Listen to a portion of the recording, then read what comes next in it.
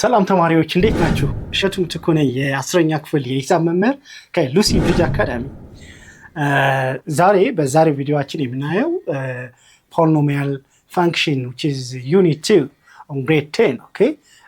Which is one of basic part of chapter which is chapter 2 polynomial function እንማራለን። ከዛ በፊት ግን እንደተለመደው ዌብሳይታችን lucybridgeacademy.com የገባችሁ አጫጭር ኖቶችን ታገኛላችሁ፣ የጥያቄ ባንኮችን ታገኛላችሁ፣ እንዲሁም ደግሞ ከ5 ቋንቋዎች በላይ መረዳት የሚያስችላችሁ የራሳችሁ የሆነ personalized AI assistance platform ይኖራል። ስለዚህ አሁኑኑ ጆይን ማድረጋችሁን አትርሱ። ሰብስክራይብ ያደርጋችሁ ጆይን አድርጉ ዌብሳይታችንን። Thank you. Polynomial functions, okay? Polynomial function, which is we will see the introduction part of polynomial function. A polynomial function is one of the most important part of function. You see, polynomial function in understand ማድረግ በጣም አስፈላጊ ነው። ለሚቀጥሉት ለ10ኛ ክፍል ለ11ኛ ክፍል እና ለ12ኛ ክፍል ትምህርታችሁ በጣም polynomial functionን መረዳት በጣም ይጠቅማችኋል ማለት ነው። ለምሳሌ 11ኛ ክፍል ላይ ስትደርሱ rational functionን ለማወቅ polynomial functionን በደንብ ማወቅ ያስፈልጋችኋል ማለት ነው። You have to factor out polynomial function. You have to identify polynomial functions. You have to solve the equation of polynomial function. You have to understand the behavior of the graph of a polynomial function, okay? And you have to factor out a given polynomial function, okay? እንደዚህ ማድረግ ካልቻላችሁ ፋክተር አውት ማድረግ ካልቻላችሁ ሶልቭ ማድረግ ካልቻላችሁ ግራፉን የፖሊኖሚያል ፈንክሽን ግራፍን መረዳት ካልቻላችሁ 11ኛ ክፍል ላይ ራሽናል ፈንክሽን መረዳት አስቸጋሪ ይሆናል ማለት ወይም ራሽናል ፈንክሽንን ሲምፕሊፋይ ለማድረግ የፖሊኖሚያል ፈንክሽኖችን ፋክተር አውት ማድረግ ካልቻላችሁ ትቸግራላችሁ ማለት ነው። ስለዚህ polynomial function is very important, not only to simplify rational function, to understand the nature or the concept of rational function is depend on polynomial function, okay? Because rational function means the quotient of polynomial functions. That means polynomial over polynomial, all right? In that case, in order to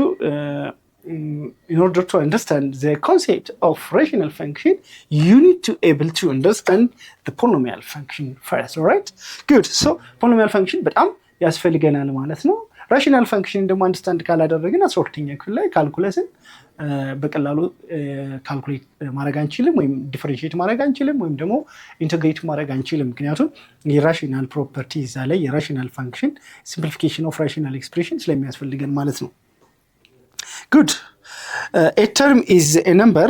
Introduction to polynomial function. A term is a number or the product of a number and a variable raised to powers, right?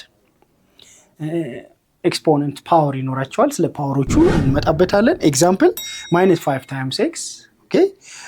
For a square b where -5 is coefficient of x, again 4 is the coefficient of a square b, and 1/4 y is the power of 6, where 1/4 is coefficient of y is the power of 6, and 6 is the exponent of y, comma 0.2.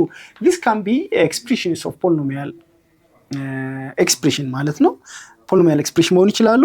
The numerical coefficient or coefficient of a term is its numerical factor. Yes, the numerical coefficient or coefficient of a term is its numerical factor.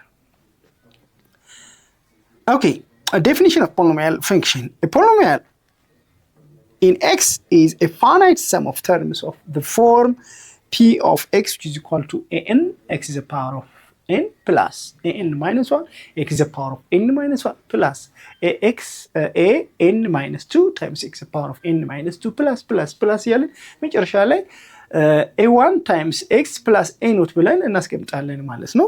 ስለ አሁን እዚህ ጋር ዋናው ነገር n minus 1 ኤክስፖነንቶቹ n is non-negative integer ናቸው ማለት ነው። okay? n can be 0, n can be 1, n can be 2, n can be 3. It is anyways the exponents n minus 1, n minus 2 must be non-negative integer. You know what non-negative integer? Non-negative integer ምንላቸው 0, 1, 2, 3, 4 ወይም whole number ምንላቸው ነው። ኤክስፖነንት ዲግሪስ እንላቸዋለን። እሺ ተማሪዎች የዚህን ክፍል ሙሉ ክፍል ማግኘት ከፈለጋችሁ ዌብሳይታችን ላይ ወይም ደግሞ የሞባይል አፕሊኬሽናችሁ ላይ ታገኙታላችሁ።